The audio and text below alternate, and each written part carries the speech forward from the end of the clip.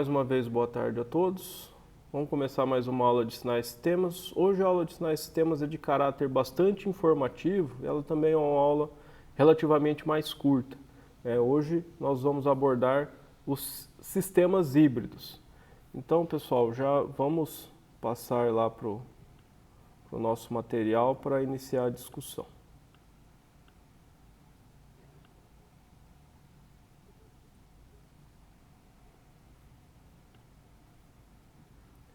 Pessoal, acho que tem um microfone aberto que eu estou ouvindo. Tá ok. Pessoal, a ideia de sistemas híbridos é bastante simples, né? O desenvolvimento dela é histórico, né? Principalmente nos primórdios da tecnologia digital, tinha algumas coisas que a tecnologia digital ainda não estava muito capaz de fazer, né? A gente não tinha o que a gente tem hoje, né, não é verdade há 50 ou 60 anos atrás, quando a gente pode começar a datar o início das aplicações de processamento digital de sinais, principalmente em mais larga escala. De maneira, pessoal, que vários sistemas ainda eram projetados de maneira híbrida. Sistemas híbridos, pessoal, são sistemas que uma parte deles opera no domínio digital, a outra parte opera no domínio analógico. Lá atrás, nos primórdios, pessoal, eles eram muito importantes. A gente pega, por exemplo, nós vimos lá atrás, na hora que eu estava começando a explicar a teoria de sinais e sistemas, que eu poderia ter um sistema analógico integrador, né, e poderia ter um sistema muito similar ao analógico integrador, que seria o sistema acumulador digital.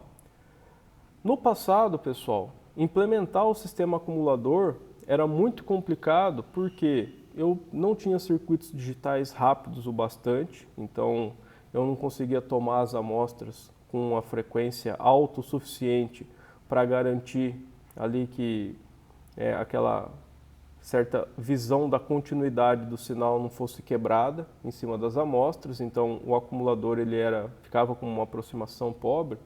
E pior que isso, a gente estava restrito a trabalhar com palavras aí de 8 bits.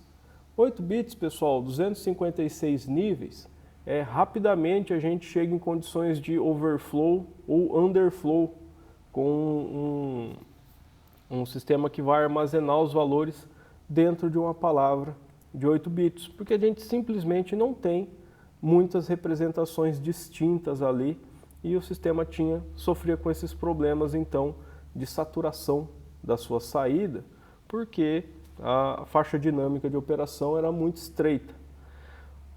De forma paralela, pessoal, nós já tínhamos um bom desenvolvimento de teoria de circuito analógico. Então, a gente tinha o que era chamado de computador analógico.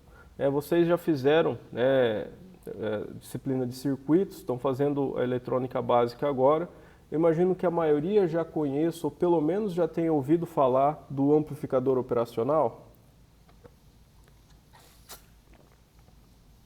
O amplificador operacional, pessoal, é um design interno de circuito para amplificação que possui a vantagem de ser razoavelmente estável. Quando a gente monta um circuito amplificador como um emissor comum, coletor comum ou mesmo base comum, aqueles circuitos funcionam relativamente bem. Eu sei que vocês estão estudando isso agora, sei que não chegaram a fazer prática de laboratório com eles por causa da pandemia, mas conhecem bem o princípio de funcionamento daquela circuitaria. Mas percebam uma coisa, pessoal, toda aquela teoria daqueles circuitos é baseada numa aproximação de pequenos sinais que vocês têm estudado, que dependem de um valor que é o VT, que é aquela tensão térmica, que em condições normais de temperatura e pressão a gente costuma dar lá que é algo em torno de 25 milivolts. Pois é, pessoal, só que quando a temperatura muda, aquilo muda muito. Um amplificador operacional, pessoal, ele funciona internamente, a entrada dele é um par diferencial, né, de entrada normalmente numa configuração cascode, para dar ganho, e só depois disso que a gente entra com com um estágio de ganho, um amplificador aí classe B, na maioria das vezes, para os casos mais simples, para realmente dar a capacidade de corrente de saída. Mas todo esse circuito acoplado dentro do amplificador operacional, ele torna a resposta do circuito razoavelmente insensível para variações de temperatura. Por quê? Fica tudo atrelado a uma única variável, o ganho do amplificador. O ganho do amplificador, simplesmente a gente pede que ele seja super alto. Assim, pelo menos entre 10 mil e 100 mil. Um amplificador com ganho entre 10 mil e 100 mil, a gente já consegue fazer uma aproximação de amplificador operacional com ele bastante simples e trabalhar ele com muita tranquilidade em realimentação negativa, né, que daí funciona todas aquelas operações do curto-circuito virtual e da rede externa ao amplificador ser responsável pelas características do sistema. Beleza. Então, até aí os idos da Segunda Guerra Mundial, pessoal, nós tínhamos sim vários computadores, só que eles eram computadores analógicos. Por exemplo, tinha um computador analógico que era um amplificador operacional com a realimentação feita com um capacitor. A tensão de saída desse circuito era proporcional à integral da tensão de entrada. Então nós tínhamos circuitos integradores, circuitos derivadores, circuitos multiplicadores, circuitos somadores. Todas as operações aritméticas básicas, aí, inclusive várias operações de cálculo, nós conseguimos fazer com circuitaria analógica. Na verdade, a parte mais difícil de fazer era a multiplicação de sinais, porque a multiplicação de sinais, né, a gente precisava usar um dispositivo diodo, onde a gente tomava, né, com a realimentação com o diodo, a tensão de saída era proporcional ao logaritmo da tensão de entrada. Aí a gente somava dois logaritmos e fazia o amplificador que tomava o antilogaritmo, que fazia a exponenciação. Então, no final desses três estágios, né, dois logaritmos na entrada, um somador e um antilogaritmo na saída, que a gente tinha um multiplicador. E esse ainda era um multiplicador simples. Quando a gente lembra que quando eu faço a multiplicação de dois números, eu ainda tenho que olhar o sinal dele para saber em qual quadrante eu estou caindo, né, tinha uns circuitos lá que eram completos já, um multiplicador de 4 quadrantes. Ele te dava lá a resposta na saída exata, inclusive com o sinal. A vantagem desses circuitos analógicos é que a gente tinha uma variação de tensão que era análoga à quantidade que eu queria calcular. Daí que veio o nome analógico, né? Porque a variação de uma grandeza física, quase sempre a gente usava tensão elétrica, era análoga à quantidade que a gente queria calcular, inclusive numa simulação de transferência de calor e massa, coisas desse tipo. Então eram valores análogos, só estavam numa grandeza física diferente. Eles tinham uma grande vantagem, porque a operação deles era instantânea, né? Uma vez que eu aplicava um sinal na entrada, ele já atualizava a saída instantaneamente. Enquanto cálculos feitos num computador digital, pessoal, tem que lembrar, né, primórdios da computação digital. Cálculos que hoje para nós são extremamente triviais, naquela época você demorava horas. Mas era uma grande vantagem, porque se fosse uma pessoa fazendo os cálculos à mão, ela demorava dias. Então, um computador fazendo cálculos em horas era vantajoso. O computador analógico fazia um cálculo instantâneo, só que ele tinha limitações, né? Tinha limitações muito claras de precisão nesses resultados, e também pela própria questão da variação, né, da tolerância dos componentes de circuito ali, nós tínhamos problemas de reprodutibilidade, onde o que acontece? Dois computadores analógicos podiam ter, para um mesmo sinal de entrada, eles podiam apresentar um resultado um pouquinho diferente, o resultado não é reproduzível, e isso tudo afetava a capacidade da gente poder usar esses resultados com confiabilidade. Para dar um exemplo, pessoal, vou citar algo bastante simples, que é essa rede LC. Pessoal, antes de mais nada, né, eu tenho certeza que todo mundo já viu um circuito nesse formato. É uma rede L, né, com indutância e uma capacitância. A indutância a gente fala que ela está em série, a capacitância está em paralelo. Aqui nós vamos chegar a um resultado, pessoal, que não é estritamente realizável, né, na prática, porque indutor e capacitor estão sendo considerados ideais. Na prática, pessoal, isso nunca é verdade, né? O indutor, ele tem sempre uma resistência parasítica, ele também tem uma capacitância parasítica, então esse elemento puramente indutivo aqui é só uma fábula nossa, é uma simplificação de modelo, e a mesma coisa vale para o capacitor.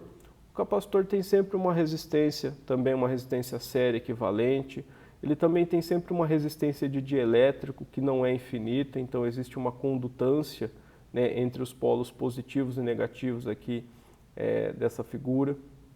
Ele também possui uma indutância séria, ela é minúscula, mas ela está presente lá. Então vamos já partir da ideia de que esse circuito que a gente acha que consegue montar num protoboard, isso não é estritamente verdade, porque aqui eu tenho uma representação com componentes ideais e no protoboard a gente tem uma montagem com componentes reais.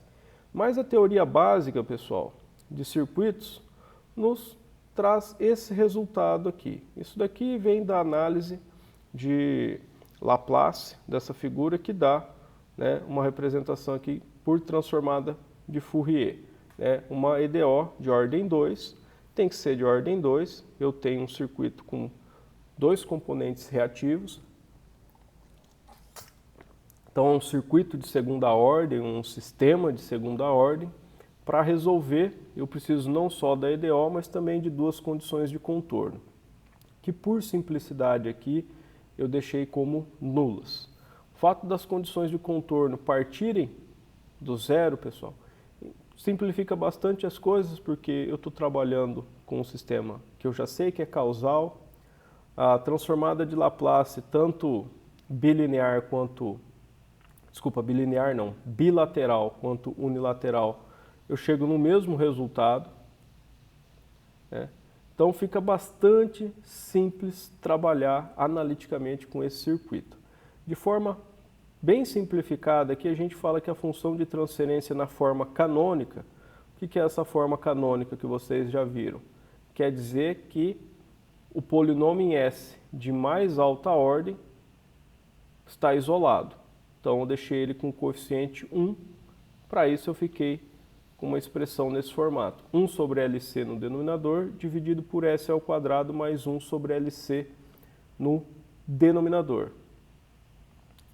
E a gente percebe que existe um paralelo claro entre a estrutura dessa função de transferência, os coeficientes do numerador e do denominador, e a estrutura dessa EDO, entre os coeficientes da solução homogênea e os coeficientes da parte da solução particular. Então aqui eu tenho o coeficiente do numerador, e aqui, ó, reparem que eu não tenho a derivada de ordem 1, é porque o coeficiente dela é 0, eu tenho os coeficientes do denominador. 1, a derivada segunda, 1, S ao quadrado.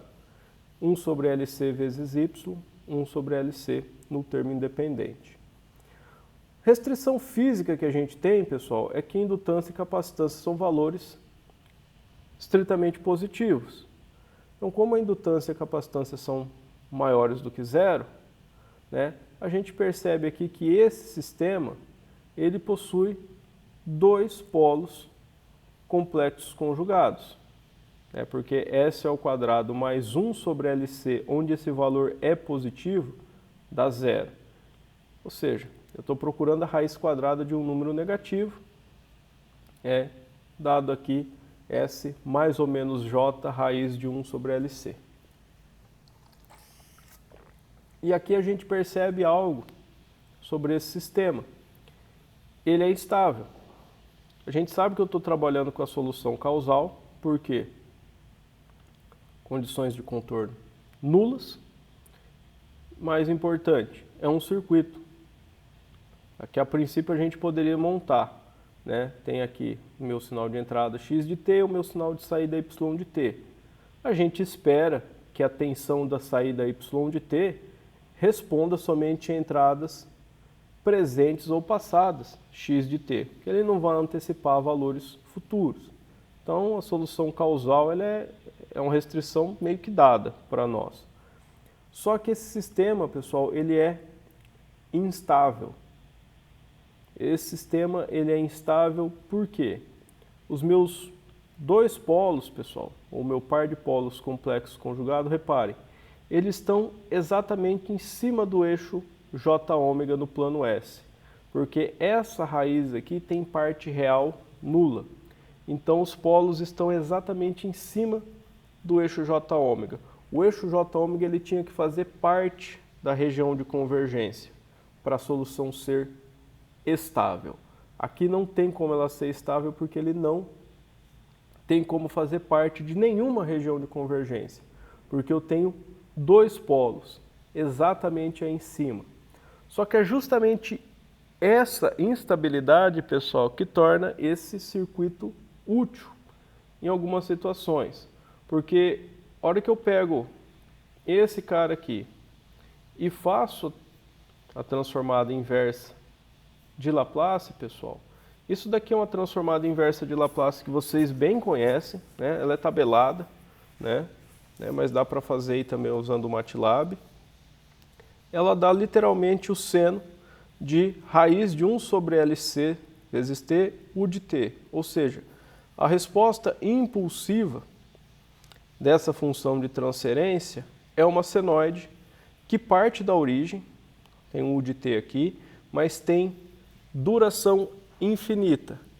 E isso é característica de um sistema instável, pessoal. Quando a resposta impulsiva nunca cai de volta para zero, ela existe indefinidamente, o meu sistema ele é instável. Eu preciso ter uma resposta impulsiva que eventualmente vá para zero, para eu ter uma boa representação.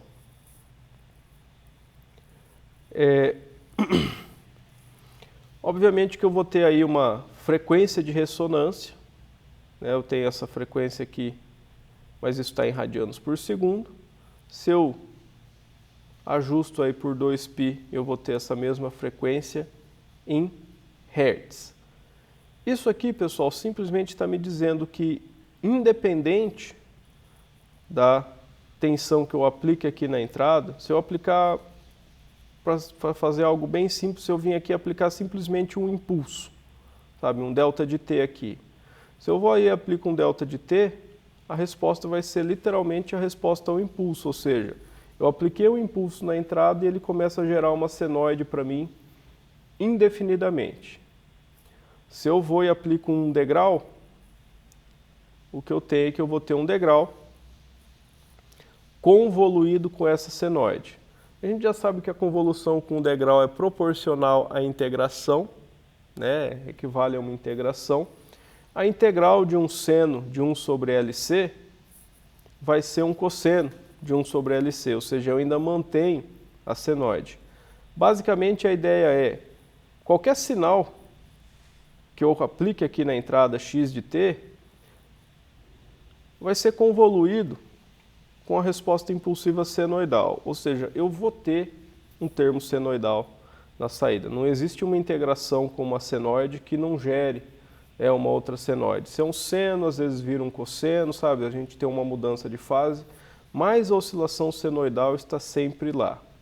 É por isso, pessoal, que esse par LC aqui costuma aparecer muito em circuitos osciladores. Porque, na verdade, se a gente enxergar a resposta em frequência desse cara aqui, ela obviamente não está definida no sentido clássico, porque o sistema é instável, mas por que essa instabilidade acontece? Porque exatamente nas frequências de raiz de 1 sobre LC, isso em radianos por segundo, ou nessa frequência aqui que equivale ao mesmo valor em hertz, eu tenho um ganho infinito. Eu estou num dos polos do meu sistema, eu tenho um ganho infinito. Ou seja, qualquer ruído presente nessa frequência que apareça no sinal de entrada, ele vai ser infinitamente amplificado e aparecer no sinal de saída. É daí que vem a ideia de como que parte um oscilador, um circuito oscilador. Como que um circuito oscilador produz uma senoide do nada, com uma frequência específica. Essa é a ideia. Nós temos ali exatamente um polo, ou um par de polos complexos conjugados, naquela frequência. O ruído ambiente, pessoal, ele acontece em todas as frequências, tanto que a gente costuma chamar o ruído de ruído branco. Branco, pessoal, em relação à questão da cor branca ser a mistura de todas as cores. Então a gente fala que o ruído é branco porque ele tem todas as frequências com a mesma intensidade. Só que o que acontece? Esse circuito aqui, esse filtro LC ideal, com esses componentes ideais, ele funciona basicamente como um amplificador de ganho infinito para uma frequência bastante específica e ganho zero para qualquer outra coisa. Então, na saída de um sistema LC assim, a gente espera que vai ter, exceto aí por transitórios, vai ter uma senoide pura, uma frequência, raiz de 1 sobre LC radianos por segundo, ou o equivalente em hertz. Na prática, pessoal, isso não acontece de fato. Por quê? O indutor vai ser real. Para usar um modelo super simplificado de indutor, ele vai ter uma resistência séria equivalente. Ou seja, ele vai ter um elemento que dissipa energia. Porque esse indutor e esse capacitor aqui, eles estão trocando energia. Lembram que eles têm uma relação inversa de reatância entre avanço de corrente e atraso de corrente. Então o indutor e o capacitor estão trocando energia. E eles trocam a energia de forma mais intensa, com um pico de ressonância que a gente viu na aula anterior, exatamente naquela frequência de ressonância. Basicamente esse circuito LC aqui, pessoal, é o que aconteceria na prática se a gente tivesse um fator de qualidade infinito. Um fator de qualidade infinito quer dizer que os elementos reativos estão só trocando energia e não tem dissipação em lugar nenhum. Isso não é possível em tecnologia analógica. Ah, professor, mas e se eu usar um supercondutor? Não é possível, porque se a gente usa um supercondutor, nas condições de operação de supercondutividade, o fenômeno magnético que a gente depende para ter o funcionamento do indutor, ele cessa de existir também. Na verdade, existe uma interferência bem pronunciada entre os mecanismos de supercondutância e os campos magnéticos aí por correntes induzidas.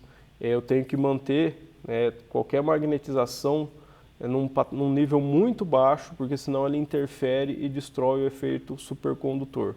Então, isso é uma limitação física em vários aspectos. A indutância, a gente simplesmente não tem o efeito da indutância quando a gente garante que a gente está nas condições de supercondutividade. Uma coisa fica contra a outra.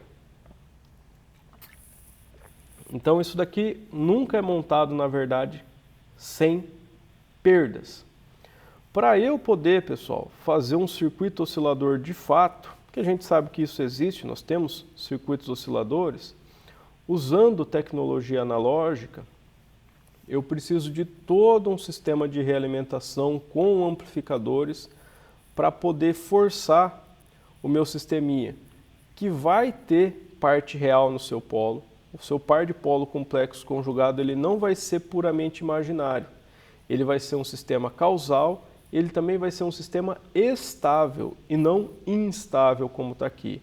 Ou seja, ele até vai ter essas oscilações, só que vai vir junto aqui uma exponencial real, um decaimento exponencial. Ele oscila, mas essas oscilações morrem depois de um tempo. Para garantir que essas oscilações não vão morrer, eu preciso realimentar o sistema com amplificação. Ou seja, o efeito global basicamente é, né, um circuito com indutores e capacitores reais, eu coloco lá uma amplificação e realimentação e com isso eu vou deslocar a posição do polo. O polo não vai ser mais dado pela indutância e pela capacitância lá dentro do circuito real. A posição dele vai ser afetada pela presença de um circuito adicional, que vai realizar uma realimentação junto com uma amplificação. Vocês vão estudar isso, pessoal, de forma muito aprofundada em controle, né, onde vocês vão ver o que a realimentação faz com a posição dos polos do circuito. Obviamente que em aplicações de controle a gente está interessado sempre em garantir a estabilidade, então seria o caminho contrário dessa discussão nossa sobre oscilação, né, sobre circuitos osciladores. Mas para quem for fazer um aprofundamento em telecomunicações, que vai estudar um pouco de circuitos osciladores, vai ver que a ideia é exatamente ao contrário, é garantir uma margem suficiente de ganho para você ter certeza que o seu sistema é instável, porque a hora que ele estabiliza, ele para de oscilar. E o que eu quero é que, na verdade, ele oscile indefinidamente. Enquanto tiver uma alimentação de energia, continua oscilando. No domínio digital, pessoal, nós não temos essa limitação. No domínio analógico, a gente sempre está ali tendo que lidar com o fenômeno de perdas Joule. Circuitos digitais, pessoal, eles dissipam calor também. Nós temos perda Joule, né? O funcionamento físico deles não muda nesse aspecto. Mas a questão é que as perdas Joule do circuito digital, elas não afetam as operações sendo realizadas. Desde que eu garanta que as temperaturas limite aí para a operação correta dos circuitos digitais estejam sendo atendidas, eu não vou ter nenhuma mudança do funcionamento do circuito devido à dissipação de energia nele por perdas Joule. Ou seja, sistemas digitais a gente consegue implementar as operações como se fosse um circuito ideal. Então nós temos limitações intrínsecas dos sistemas analógicos e nós temos outras limitações dos sistemas digitais. Em décadas passadas, pessoal, era muito comum ter computadores híbridos. Computadores híbridos, pessoal, a gente fazia para aplicações específicas. É muito comum, pessoal, a gente encontra exemplos disso até nos livros hoje. Eu sei que vocês não estão com acesso à biblioteca, mas eu acredito que a maioria de vocês deva ter dado uma olhada já nos livros de sinais e sistemas do Oppenheim. Eles ainda trazem exemplos de algo que não acontece, pessoal, já há praticamente 50 anos, que é o chamado processamento analógico de sinais digitais. Como a tecnologia digital já foi muito mais limitada do que ela é hoje, na verdade a gente pode olhando para trás aí a curva onde a tecnologia digital realmente passou a tecnologia analógica em termos de suas capacidades, e vantagens e facilidades de implementação. Isso aconteceu na década de 80, quando a tecnologia digital passou a explorar mais eletrônica a partir de MOSFET. Até então, quase toda a eletrônica era baseada em circuitos com transistor bipolar. Quando passou para MOSFET, a gente teve aí uma grande mudança em termos de consumo e em capacidade de integração, porque a dimensão física de um MOSFET ela costuma ser bem menor que a dimensão física de um BJT. Então, na mesma área de silício, a gente conseguia colocar mais transistores, tinha um sistema com mais capacidade. Sistemas híbridos, então, são sistemas que misturam essas duas coisas. Quando vocês fazem uma pesquisa e olham para isso no passado, vocês vão encontrar uma mistura de coisas. Tem essa questão histórica, de quando os sistemas digitais não eram bons o bastante para fazer tudo, e a gente tinha, então, um processamento analógico de sinais digitais, né? Uma parte era resolvido digital, outra parte era resolvido analógico. Isso, pessoal, na verdade acontece até hoje, porque o que acontece? Mesmo hoje, pessoal, nós temos uma limitação, e é uma limitação que já perdura há bastante tempo. Eu, pessoal, que já sou aí mais velho, acho que todos vocês, ou a maioria de vocês, lembro da época, eu tinha um computador na década de 90 que a frequência de clock dele era 100 MHz. E na época era um sucesso, né? Porque os computadores um pouquinho antes daquilo estavam lá com frequências de clock de 40 MHz, 60 MHz. É frequência de clock que a gente pensa hoje em dia para eletrônica embarcada, né? Para coisas que vão operar com bateria. E o ciclo, pessoal, foi crescendo, isso era histórico, né? Então os computadores, né? Eu lembro quando a notícia do primeiro computador com clock de 1 MHz, né? Foi notícia, porque era algo impensado, né? Que a gente ia conseguir resolver os problemas de dissipação de calor, né? Porque os clocks foram evoluindo. Só que, pessoal, desde aí de aproximadamente pouco mais de 15 anos atrás, nós temos trabalhado aí com computadores que chegaram aí a um clock de entre 2 GHz e 5 GHz, vai depender se é um notebook, se é um desktop, se é um processador mais parrudo e tudo mais, mas você praticamente não encontra no mercado processadores com frequências de clock acima de 5 GHz. Nós temos razões bastante específicas para isso, né? Primeiro é a dissipação de potência, o envelope térmico do processador. A dissipação de potência, pessoal, ela cresce com o quadrado da frequência. Por quê? O transistor, quando ele está operando como chave, ele não consome potência fechado, ele também não consome potência aberto, né? Consome uma potência muito baixa. Ele só consome potência quando ele está, né, no caso do transistor bipolar que a gente chama, quando ele está na região de saturação. Quando ele está no chaveamento, onde ele está entre o corte e... no caso do MOSFET a palavra ele está na região linear, que é contrário entre MOSFET e bipolar. Quando o MOSFET está entre corte e saturação, só acho que eu estou invertendo as denominações aqui, pessoal, entre bipolar e MOSFET.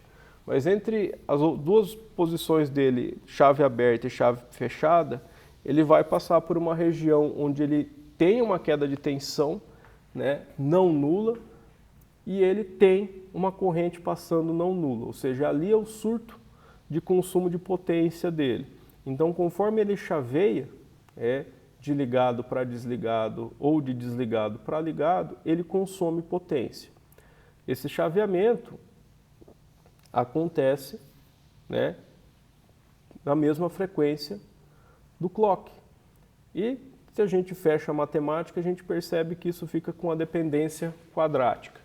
Então, a dissipação de potência, né, o envelope térmico dos encapsulamentos de processadores, é um dos principais fatores que influencia nesse limite que a gente chegou já, que a gente pode olhar 10 anos atrás, os clocks dos processadores não mudaram muito, enquanto eles estavam crescendo, né, se olhar aí há 20, 30 anos atrás, eles estavam crescendo aí 50%, às vezes até 100% de forma consistente todo ano.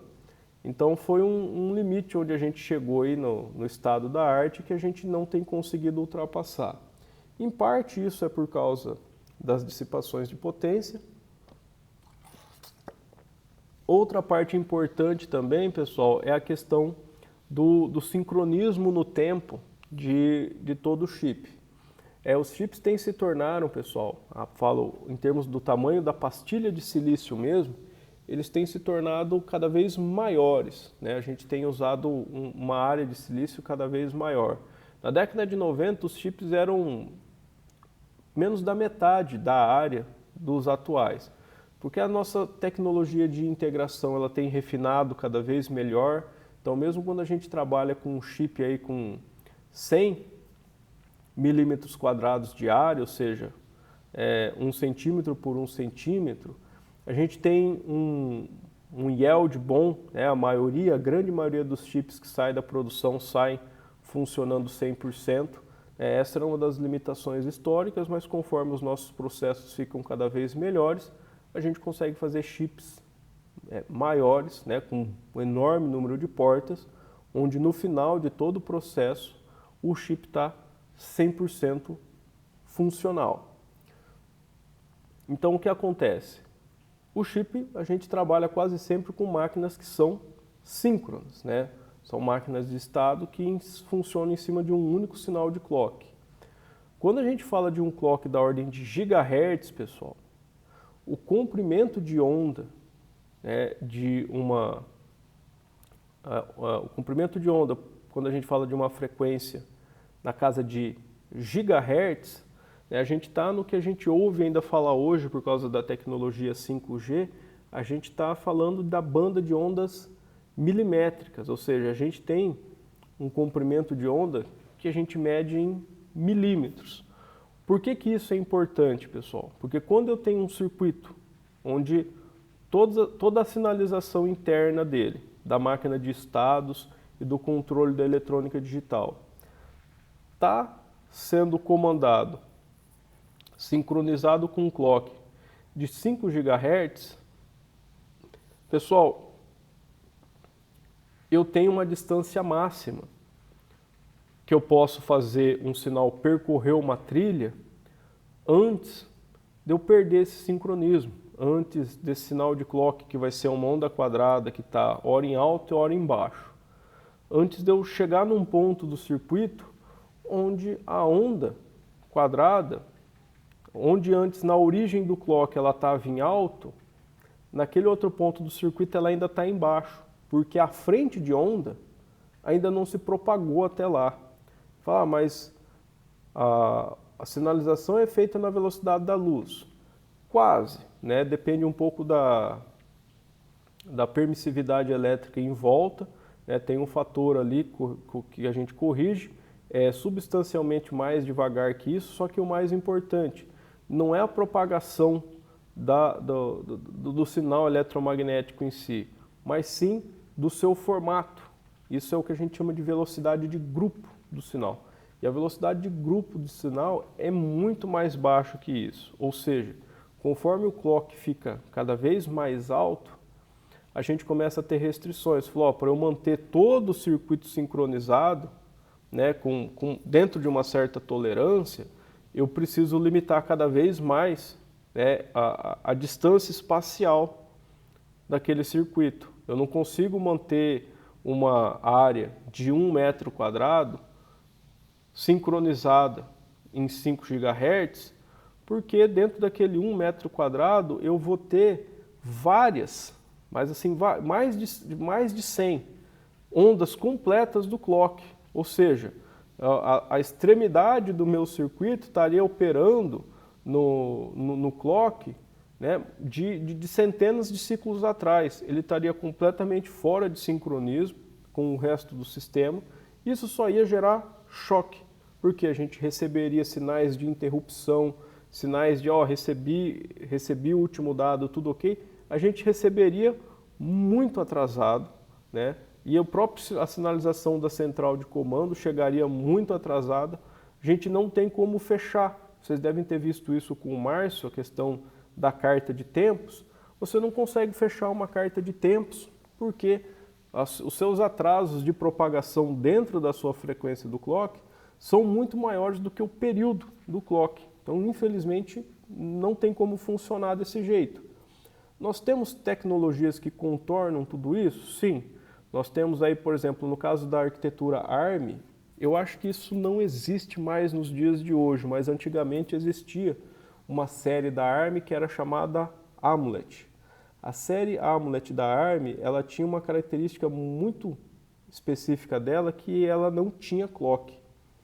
Ela era um computador digital, né, baseado numa máquina de estados, mas era tudo completamente assíncrono. Então, como a gente não tinha um sinal de clock que fazia toda a regência da orquestra, ela era ela tinha um nível de complexidade interna que era muito maior, porque tudo tinha um sinal específico de interrupção, tudo precisava ser comunicado, né, usando um barramento específico para essa comunicação. Só que ela tinha uma vantagem. Por não precisar do sinal de clock, a gente conseguia aplicar aquilo em sistemas de operação em tempo real com uma dissipação de potência muito menor do que se nós usássemos um processador baseado numa máquina de estados, né, síncrona, com o sinal de clock. Por quê? Pelo fato de não ter um sinal de clock lá com vários transistores chaveando na mesma frequência que aquele sinal de clock, a dissipação de potência era muitas vezes menor do que um circuito equivalente com clock. Por que que isso ainda é importante? Nós, no final do dia, nós temos limitações com eletrônica digital. Isso está cada vez menor, mas a gente ainda tem limitação. Por exemplo, quando eu fiz a graduação, o que se tinha de mais rápido em termos de eletrônica digital era uma série bipolar, uma série FAST, que o atraso de propagação entre o sinal chegar na entrada da porta e sair na saída era de 6 nanosegundos. Ou seja, o circuito ele era capaz de responder em 6 nanosegundos. Só que, pessoal, se eu inverto 6 nanosegundos, para pensar aí em termos de uma frequência fundamental, reparem aí, isso aqui eu tenho K e aqui eu tenho mega. Então, 6 nanosegundos, pessoal, nós estamos falando desse tempo, desse intervalo, nós estamos falando de uma frequência fundamental de 166 MHz. Obviamente que a gente foi bem adiante aqui, né? A gente tem coisas bem melhores. Só que o fato permanece, pessoal. Nós teremos sempre um tempo finito e diferente de zero para a propagação do sinal numa porta. A gente tem sempre uma certa latência. Um circuito digital, assim como qualquer outro circuito real, devido às suas capacitâncias parasíticas que precisam ser carregadas e descarregadas, ele nunca vai responder instantaneamente. E isso se torna um problema para as aplicações de comunicação, principalmente comunicações sem fio, que nós temos chegado. Pessoal, até a tecnologia que a gente ainda tem aqui, em grande parte do Brasil, eu sei que já tem 5G em alguns lugares, mas realmente não dá para contar, nós temos aí o 4G. Pessoal, o 4G ele está feito para operar ainda numa banda de até alguns poucos gigahertz, em alguns canais de comunicação. O 5G, pessoal, o 5G a gente tem o 5G de dois tipos. A gente tem o 5G feito para operar numa banda de 6 GHz. Eu ainda não sei como vai ficar isso no Brasil, pessoal, porque essa banda estava destinada para um outro fim. A Anatel estava vendo de alterar isso daí para se alinhar com os padrões internacionais, mas faz tempo que eu não acompanho. Mas nós temos o 5G, aquele que é o promissor mesmo, que está todo mundo de olho, é o da banda milimétrica. São importadoras na faixa de frequência entre 20 e 30 GHz. Esses caras são promissores porque não só pelas frequências muito mais altas, mas também pelo fato de que naquela faixa de frequência a gente não tinha nada funcionando. A gente simplesmente não tinha nada funcionando porque não tinha nada, a gente não tem eletrônica que opere naquela faixa de frequência. Os circuitos não respondem mais. A gente tem avançado nesse aspecto nessas últimas 2 décadas, de circuitos que são capazes de operar nessas frequências. Só que esses circuitos, pessoal, eles não são digitais. O circuito digital ele ainda não consegue operar nessa frequência porque está muito acima, de novo, a latência que ele tem ainda está muito mais alta. Então o que acontece? Hoje a gente tem, isso está na ementa de vocês a caráter informativo, mas está se tornando relevante de novo hoje, a ideia de sistemas híbridos, porque O circuito, o modem de um telefone celular que tem uma banda 5G, obviamente que ele é um sistema digital. Só que ele não é um sistema 100% digital. Tem algumas coisas ali que ele simplesmente não consegue fazer digitalmente, porque ele não consegue processar uma comunicação na casa dos 20, 30 GHz no domínio digital. A única forma de fazer isso é com circuitos analógicos. Ou seja, existe uma combinação estreita de circuitos analógicos com circuitos digitais. Isso não só para comunicações sem fio, pessoal. Mais antigo ainda que isso, a gente já tem há várias décadas, fibra ótica. Pessoal, fibra ótica, né, a gente faz uma modulação de fibra ótica na casa de gigahertz, mas a frequência fundamental da fibra ótica, pessoal, normalmente a grande maioria das fibras óticas elas operam na região do infravermelho, nós já estamos falando de terahertz. Equipamentos optoeletrônicos, eles operam nessa faixa, mas existe ali um gap muito grande entre até o que a gente consegue fazer com tecnologia analógica. Então, essa mistura de domínios entre os diferentes sistemas, pessoal, ela é essencial para poder avançar na tecnologia, que muita gente pergunta hoje em dia, né? A gente tem essa disciplina de processamento de sinais, de sinais e sistemas, que ela tem esse foco um pouquinho maior no analógico. Muita gente acha que isso é só, não, a gente está vendo o mais antigo ali e o mais simplesinho para se preparar para PDS depois, que é o atual e é mais complicado. Pessoal, isso não podia estar mais longe da verdade. A matemática de sinais e sistemas ela é muito mais chata do que a matemática de PDS, né? Um rigor matemático para a teoria que a gente estudou no tempo contínuo, ele é muito mais sutil do que o rigor matemático que a gente tem para PDS, né? Os resultados de PDS eles são matematicamente muito simples, enquanto resultados básicos de sinais e sistemas que a gente discutiu no decorrer desse semestre, a prova matemática deles ela é bastante sofisticada, ela exige uma teoria relativamente mais avançada. Nós estudamos sinais e sistemas porque mesmo nos dias de hoje, pessoal, o processamento analógico de sinais ele permanece muito relevante. Ele está restrito, sim, a nichos de aplicação? Óbvio. Antigamente, quando não existia nada digital, tudo era analógico, é óbvio que o processamento analógico de sinais ocupava uma posição de primazia. Mas não quer dizer que hoje, porque a gente faz 90% das aplicações com processamento digital de sinais, que ainda não existam aplicações para o processamento analógico. Existem sim, existem aplicações que sempre vão depender de um processamento analógico de sinais, principalmente, de novo, em sistemas híbridos, sistemas que combinam, né? Uma parte é feita digital, outra parte é feita analógico, combinando aí os prós e os contras de cada um dos paradigmas de processamento para empurrar aí o envelope do que é possível ou não de ser feito na prática.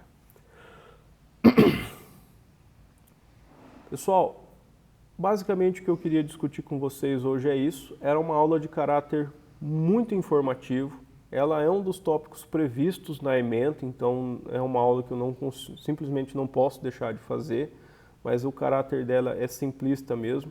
A gente não tem nenhuma questão de aplicação aqui, é mais uma informação para vocês de que várias coisas que a gente tem de tecnologia de ponta ainda são desenvolvidas, né, através de circuitos analógicos e que todo esse estudo de teoria de sistemas analógicos e de sinais analógicos que a gente tem feito não só tem aplicabilidade nos dias de hoje, mas também é bastante relevante até nas pesquisas para novas tecnologias futuras. Como é uma aula curta, a minha programação de hoje, até para ajudar aí com quem esteja com dificuldades. Eu vou permanecer online até as 3h30, já tem a nova atividade aí no MATLAB Grader disponível para vocês realizarem.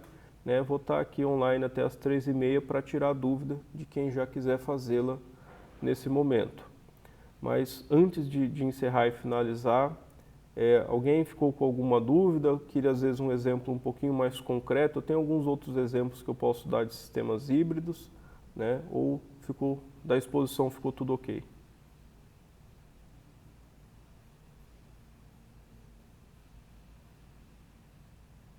Eu vou assumir então que ficou tudo ok. Por mim tudo ok, professor. Pessoal, vou encerrar então aqui a gravação.